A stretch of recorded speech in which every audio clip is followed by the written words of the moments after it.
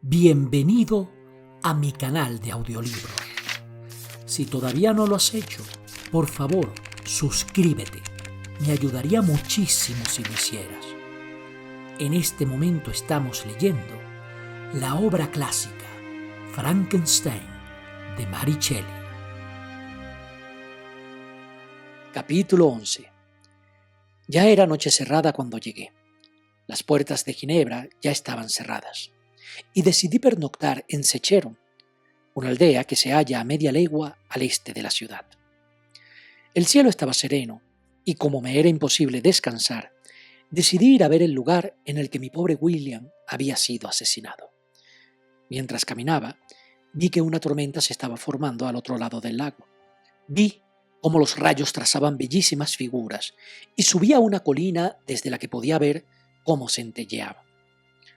La tormenta avanzó hacia donde yo me encontraba y pronto pude sentir cómo poco a poco iba cayendo la lluvia. Al principio con gruesas gotas, aunque enseguida se desató con furiosa violencia. Me levanté y caminé, aunque la oscuridad y la tormenta se hacían más intensas a cada instante, y los truenos estallaban con un terrorífico estrépito. Se oían los ecos en la Saleve, en el Jura y en los Alpes de Saboya. Violentos destellos de rayos me cegaban los ojos e iluminaban el lago. Entonces, durante un instante, todo parecía quedar sumido en la oscuridad, hasta que el ojo se recobraba del destello anterior. La tormenta, como sucede a menudo en Suiza, apareció en varios lugares del cielo a un tiempo.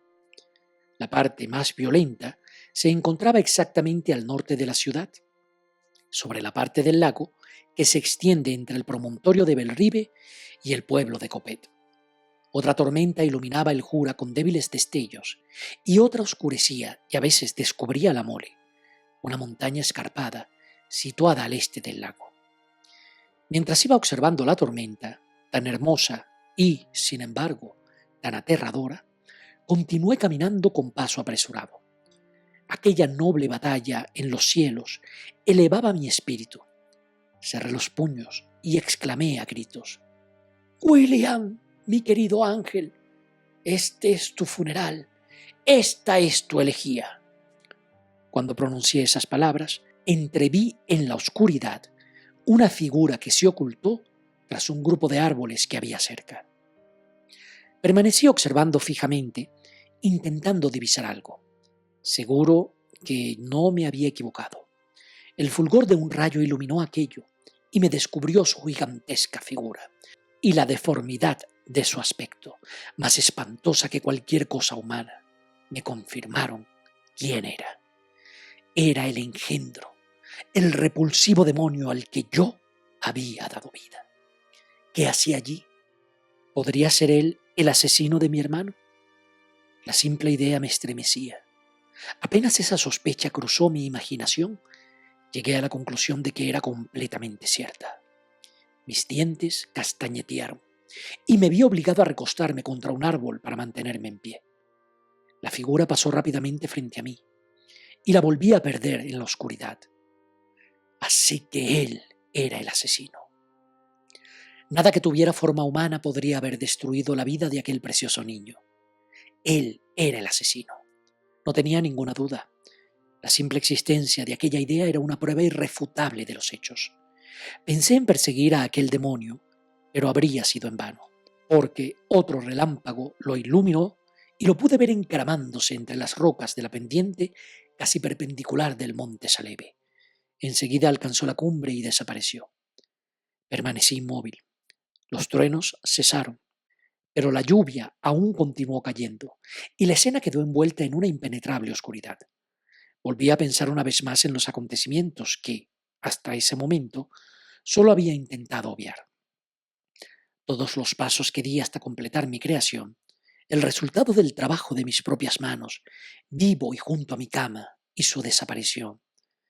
Casi habían transcurrido 2 años desde la noche en la que se le dio vida, y aquel había sido su primer crimen. Dios mío, había arrojado al mundo un engendro depravado, cuyo único placer era el asesinato y el crimen, porque ¿acaso no había asesinado a mi hermano? Nadie puede imaginar la angustia que viví durante el resto de la noche, que pasé helado y empapado a la intemperie. Pero no sentía las inclemencias del tiempo. Mi imaginación estaba demasiado ocupada en escenas de maldad y desesperación. Pensé en el ser a quien había arrojado en medio de la humanidad y a quien había dotado de voluntad y de poder para ejecutar sus horrorosos proyectos, como aquel que había llevado a cabo, casi como si fuera mi propio vampiro, mi propio espíritu liberado de la tumba y obligado a destruir a todos aquellos que yo amaba. Amaneció y dirigí mis pasos hacia la ciudad. Las puertas estaban abiertas y me encaminé hacia la casa de mi padre. Mi primera idea fue comunicar a todo el mundo lo que sabía del asesino y proponer que se organizara una persecución inmediata. Pero me contuve cuando pensé en la historia que tendría que contar. Me había encontrado a medianoche en los precipicios de una montaña inaccesible con un ser al que yo mismo había creado y al que había dotado de vida. La historia era de todo punto inconcebible y sabía bien que si cualquier otro me la hubiera contado a mí, la habría considerado como el producto enloquecido de un delirio. Además, la extraña naturaleza de la bestia conseguiría eludir la persecución, aun cuando yo consiguiera que me creyeran y los convenciera para que la pusieran en marcha. Además, ¿de qué serviría una persecución? ¿Quién podría arrestar a una criatura capaz de escalar las paredes verticales del monte Salevi? Estas ideas me convencieron y decidí guardar silencio. Eran alrededor de las 5 de la mañana cuando entré en casa de mi padre. Les pedí a los criados que no despertaran a la familia y fui a la biblioteca para esperar a que se hiciera la hora en que solían levantarse. Habían transcurrido 5 años. Habían pasado como un sueño, salvo por una marca indeleble. Y ahora me encontraba en el mismo lugar en el que había abrazado a mi padre por última vez antes de mi partida hacia Ingolstadt.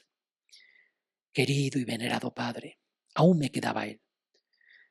Observé un retrato de mi madre que colgaba sobre la chimenea. Era una pintura histórica, un retrato realizado por encargo de mi padre y representaba a Caroline Beaufort, desesperada de dolor, arrodillada junto al ataúd de su querido padre. Su atuendo era rústico y sus mejillas aparecían pálidas. Pero había un aire de dignidad y belleza que difícilmente admitía un sentimiento de compasión. Debajo de este cuadro había un retrato en miniatura de William, y se me saltaron las lágrimas cuando me detuve en él. Cuando así estaba absorto, entró Ernest. Me había oído llegar y había bajado apresuradamente a recibirme. Mostró una inmensa alegría al verme. «Bienvenido, mi querido Víctor», dijo. «Ah, ojalá hubieras venido hace 3 meses. Entonces nos habrías encontrado a todos alegres y contentos. Pero ahora somos tan desgraciados que me temo que solo te darán la bienvenida a las lágrimas en vez de las sonrisas. Nuestro padre está tan triste, parece que ha renacido en su espíritu la pena que sintió por la muerte de mamá, y la pobre Elizabeth no encuentra consuelo en nada». Ernest comenzó a llorar mientras decía aquellas palabras. «No, no», le dije, «no me recibas así. Intenta tranquilizarte, que no puedo sentirme absolutamente destrozado en el momento en que entro en la casa de mi padre después de una ausencia tan larga. Pero dime, ¿cómo sobrelleva mi padre estas desgracias? ¿Y cómo está mi pobre Elizabeth?» «Necesita mucho consuelo», contestó Ernest. «Se culpa de haber causado la muerte de mi hermano, y eso la hace muy, muy desgraciada. Pero desde que se ha descubierto al asesino...» «¿Se ha descubierto al asesino?», exclamé. «Dios bendito, ¿cómo puede ser? ¿Quién se atrevió a perseguirlo? Es imposible. Sería tanto como intentar atrapar los vientos o contener un torrente de la montaña con una rama». «No sé qué quieres decir», replicó Ernest, «pero a todos nos entristeció cuando lo descubrieron. Nadie podía creerlo al principio, y ni siquiera ahora Elizabeth está totalmente convencida, a pesar de todas las pruebas. En efecto, ¿quién podría imaginar que Justine Moritz, que había sido tan amable y tan cariñosa con toda la familia, podría llegar a ser tan malvada? «Justine Maurice», grité. Pobre muchacha. Así que la han acusado a ella. Pero es una equivocación. Todo el mundo tiene que darse cuenta de eso. Nadie puede creerlo, ¿verdad, Ernest? Nadie lo creía al principio, dijo mi hermano, pero se descubrieron varias circunstancias que nos obligaron a convencernos. Y su propio comportamiento ha sido tan confuso y añade tal relevancia a las pruebas mostradas que, me temo, no deja lugar a dudas. La juzgarán hoy, así que podrá saberlo todo. Me contó que la mañana en que se descubrió el asesinato del pobre William, Justine se puso enferma y se quedó en cama.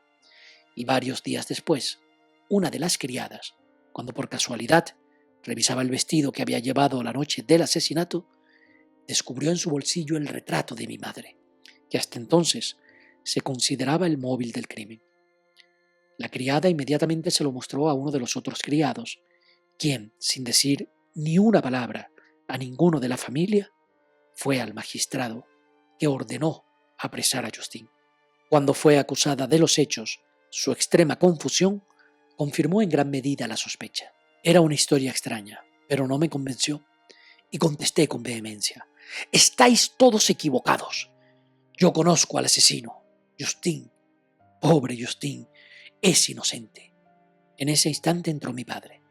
Vi la tristeza profunda grabada en sus facciones, pero intentó darme la bienvenida cordialmente y, después de intercambiar tristes saludos, habría hablado de cualquier otra cosa que no fuera nuestra tragedia si no hubiera exclamado Ernest: «Dios bendito, papá.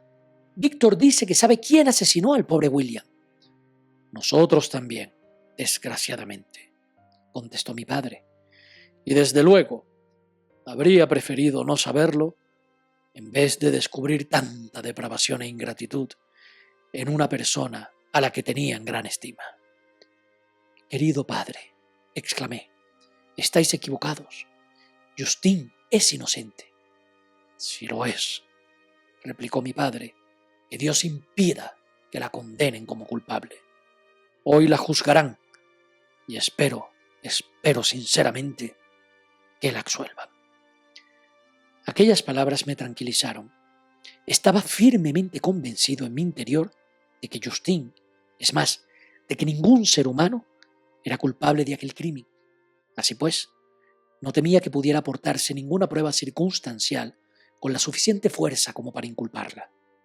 Y con esta seguridad me tranquilicé, esperando el juicio con inquietud, pero sin augurar un mal resultado.